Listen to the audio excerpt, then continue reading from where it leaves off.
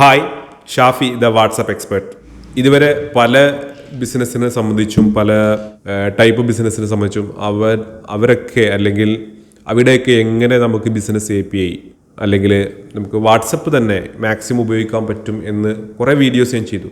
ഇനി എനിക്ക് ഒരു റിക്വസ്റ്റ് കിട്ടിയത് പ്രകാരം ചെയ്യുന്നത് ഇ-കൊമേഴ്സ് ബിസിനസ്സിന് എങ്ങനെ ഈ ഒരു വാട്സപ്പ് ബിസിനസ് API ഉപയോഗിക്കാം എന്നുള്ളതാണ്. അപ്പോൾ ഏറ്റവും പൊട്ടൻഷ്യലുള്ള ഒരു മേഖലയാണ് ഇ-കൊമേഴ്സ് ബിസിനസ്. കൂടാതെ ഭാവിയുടെ അല്ലെങ്കിൽ ഇപ്പോൾ പ്രസൻറ്റിൽ നടന്നുകൊണ്ടിരിക്കുന്നതും എല്ലാം നമുക്കറിയാം. എല്ലാവരും ഇ-കൊമേഴ്സിലേക്ക് മാറുന്നതും ഇ-കൊമേഴ്സിന് ഇമ്പോർട്ടൻസ് കൂടി വരുന്നതും ആളുകൾ അതിലൂടെ ആണ് കൂടുതലും പർച്ചേസ് ചെയ്യുന്നതെന്നെല്ലാം നമ്മുടെ അനുഭവത്തിലൂടെ നമുക്കറിയാം. എങ്ങനെ നമ്മുടെ ഒരു ഇ-കൊമേഴ്സ് ബിസിനസ്സിൽ ഈ ഒരു സംഭവങ്ങൾ ഉപയോഗിക്കും എന്നുള്ളത്. അതിനു മുമ്പ് ഞാൻ കുറച്ച് മറ്റ് കാര്യങ്ങൾ പറയാം. അതായത് ഈ ഒരു മേഖലയുമായി ബന്ധപ്പെട്ടിട്ടുള്ള കുറേ പ്രശ്നങ്ങളുണ്ടാവും. അപ്പോൾ ആ പ്രശ്നങ്ങളെ നമ്മൾ ആദ്യം ഐഡൻറ്റിഫൈ ചെയ്ത് പിന്നെ അതിനുള്ള സൊല്യൂഷൻസ് ആയിട്ടാണ് നമ്മൾ ഓരോ വീഡിയോസും അല്ലെങ്കിൽ ഓരോ സർവീസുകളും കൊടുക്കുന്നത്. അപ്പോൾ എന്തൊക്കെയാണ് പ്രശ്നങ്ങൾ എന്നുള്ളതാണ്. ഒന്ന്, എല്ലാ മേഖലയും പോലെ തന്നെ ഇൻറ്റൻസ് കോമ്പറ്റീഷൻ തന്നെയാണ്. നല്ല കോമ്പറ്റീഷൻ ഉണ്ട്. അവിടെ നമ്മൾ എങ്ങനെ വേറിട്ട് നിൽക്കുന്നു അല്ലെങ്കിൽ വേറിട്ട് എങ്ങനെ പ്രൊഡക്റ്റ് അവതരിപ്പിക്കുന്നു അല്ലെങ്കിൽ ആഡ് എങ്ങനെ ചെയ്യുന്നു അതിനെ സംബന്ധിച്ചൊക്കെ ആയിരിക്കും പിന്നെ നമുക്ക് റിസൾട്ടുകൾ വരുന്നത്.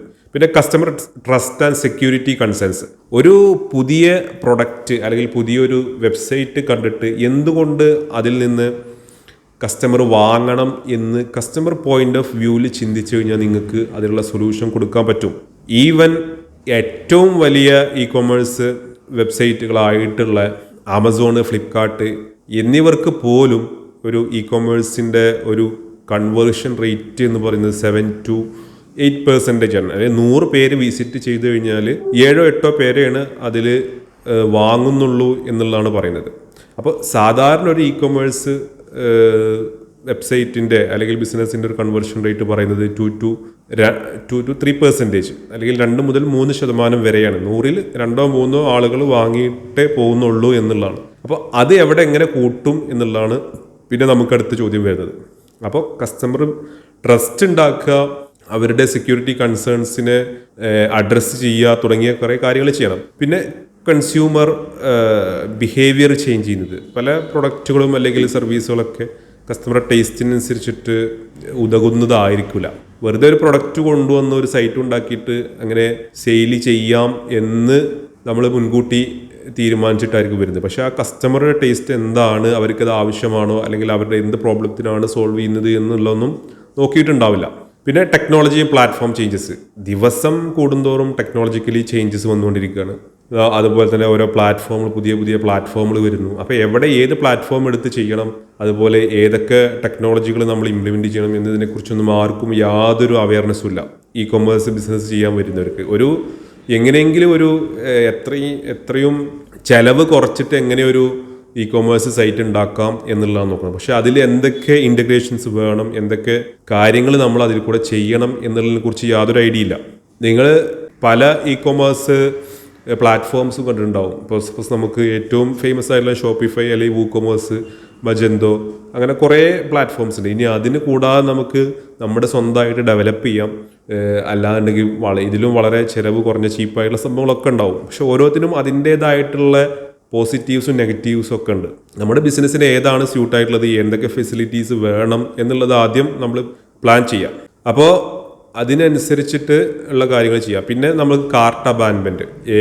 ഞാൻ പറഞ്ഞു ബിസിനസ്സിൽ ഇ-കൊമേഴ്സ് ബിസിനസ്സിലും വരുന്നതാണ് കാർട്ട് അബാൻഡൻമെൻറ്റ്. നമ്മൾ എന്ത് ചെയ്യണം, ഒരു ഇ-കൊമേഴ്സ് ബിസിനസ് ചെയ്യുമ്പോൾ നമുക്കറിയാം അതിൽ കുറേ പേര് നമ്മളെ സൈറ്റ് വിസിറ്റ് ചെയ്യും. പിന്നെ കുറേ പേര് പേയ്മെൻറ്റ് ചെയ്യാൻ വേണ്ടിയിട്ട് ഇനീഷ്യേറ്റ് ചെയ്തിട്ട് അവിടെ പോകുന്നത്.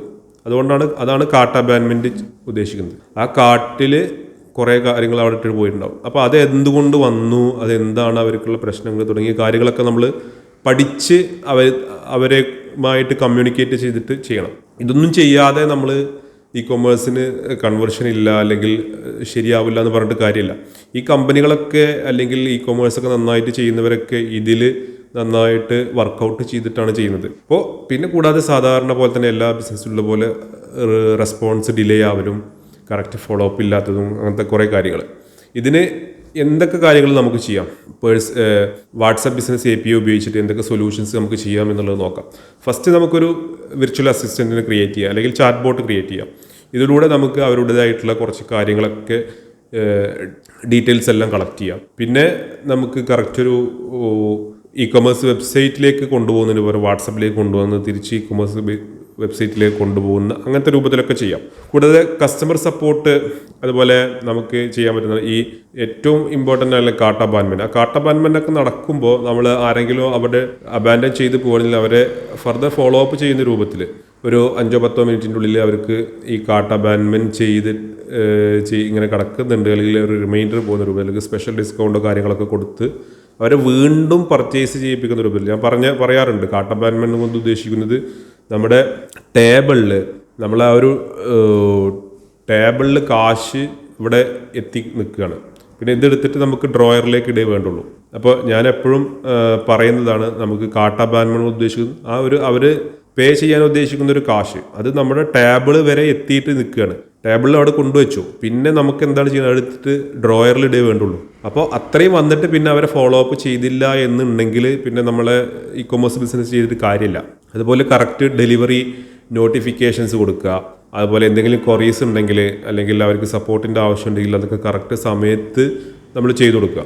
പിന്നെ ഇവരൊക്കെ നമ്മൾ എന്ത് ചെയ്യാം, സെഗ്മെൻറ്റൈസ് ചെയ്യുക. ഓരോ പ്രൊഡക്റ്റ് വാങ്ങുന്നവരിൽ അല്ലെങ്കിൽ എന്താണ് സർവീസ് അവർക്ക് ആവശ്യമുള്ളത് അതിനനുസരിച്ചൊക്കെ സെഗ്മെൻറ്റ് വൈസ് ആയിട്ട് അവരെ കാറ്റഗറി വൈസ് ആയിട്ട് നമ്മൾ ചെയ്യാം. അപ്പോൾ എന്താ വെച്ചാൽ ഓരോ പ്രൊഡക്റ്റുമായി ബന്ധപ്പെട്ട് അതിനുള്ള അപ്ഡേഷൻസ് പെട്ടെന്ന് നമുക്ക് കൊടുക്കാൻ പറ്റും. പിന്നെ ഇൻ്റഗ്രേഷൻസ്, അതായത് CRM-ഉമായിട്ടൊക്കെ ഇൻ്റഗ്രേറ്റ് ചെയ്യാം.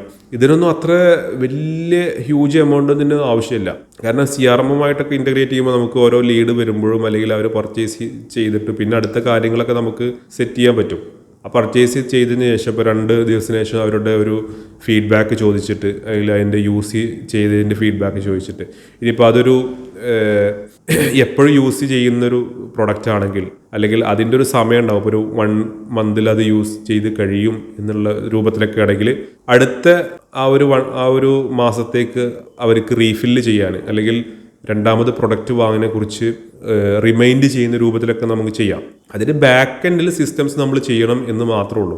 ഇവിടേക്കാണ് നമ്മളെ ഇ-കൊമേഴ്സിൻ്റെ അനന്ത സാധ്യതകൾ നമ്മൾ ഉപയോഗിക്കേണ്ടത്. അല്ലാതെ ഒരു പ്രൊഡക്റ്റ് വാങ്ങി ഒരാൾ പോയി എന്നതുകൊണ്ട് അവിടെ ആ ഒരു കസ്റ്റമർ ലൈഫ് സൈക്കിൾ എൻഡ് ചെയ്യുന്നില്ല. അവരെ വീണ്ടും അത് പിന്നെ വാങ്ങാനുള്ള സംഭവങ്ങൾ നമ്മൾ ചെയ്യണം. സപ്പോസ് ആദ്യത്തെ പർച്ചേസിൽ നമുക്ക് അതൊരു QR കോഡ് വഴിയോ, അല്ലെങ്കിൽ മറ്റുള്ള സ്പെഷ്യൽ ഓഫർ വഴിയോ, ഡിസ്കൗണ്ട് വഴിയൊക്കെ കൊടുത്ത്, അതായത് രണ്ടാമത്തെ ഓർഡർ ചെയ്യുകയാണെന്നുണ്ടെങ്കിൽ ഈ ഒരു കൂപ്പൺ കോഡോ മറ്റുള്ളതോ അടിച്ചു കഴിഞ്ഞാൽ അടുത്ത ഓർഡർ ഇത്ര ഡിസ്കൗണ്ടിൽ കിട്ടും എന്നുള്ള രൂപത്തിലൊക്കെ നമുക്ക് സെറ്റ് ചെയ്യാം. എന്നിട്ട് അവരെ വീണ്ടും ഇങ്ങോട്ട് കൊണ്ടുവരുന്ന രൂപത്തിൽ നമ്മൾ ചെയ്യാം.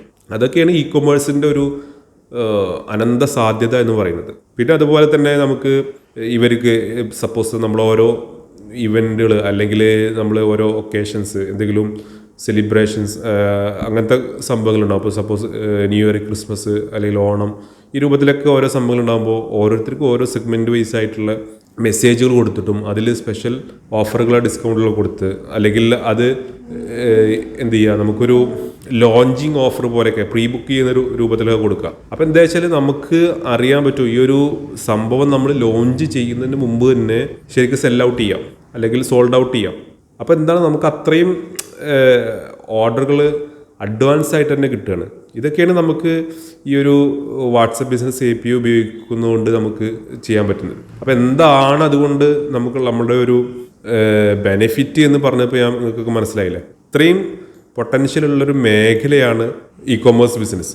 അത് ഉപയോഗിക്കേണ്ട രൂപത്തിൽ നമ്മൾ ഓരോ ടൂളുകളും ഓരോ പ്ലാറ്റ്ഫോമുകളും ഉപയോഗിക്കണം. സപ്പോസ് നമുക്ക് ഷോപ്പിഫൈ ഉപയോഗിക്കുകയാണെന്നുണ്ടെങ്കിൽ ഈ ഒരു വാട്സപ്പ് ബിസിനസ് API മിക്ക ഇതിലേക്കും ഡയറക്റ്റ് ഇൻ്റഗ്രേഷൻസ് ഉണ്ട്. അപ്പോൾ അവരവരുടെ സംഭവം ഒഴിവാക്കി പോകുമ്പോൾ നമുക്ക് ഓട്ടോമാറ്റഡായിട്ട് മെസ്സേജ് പോകുന്ന രൂപത്തിലെല്ലാം ചെയ്യാം.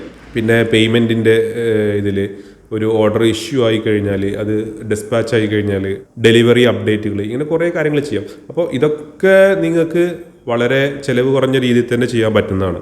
ഇവ ഞാൻ നീട്ടിക്കൊണ്ടു പോകുന്നില്ല. നിങ്ങളെ ബിസിനസ്സിൽ ഇത് ഇംപ്ലിമെൻറ്റ് ചെയ്യാം. നിങ്ങൾക്ക് എന്തെങ്കിലും ഹെൽപ്പ് ആവശ്യമാണ് എന്നുണ്ടെങ്കിൽ ഞാൻ നിങ്ങളെ ഹെൽപ്പ് ചെയ്യാൻ റെഡിയാണ്.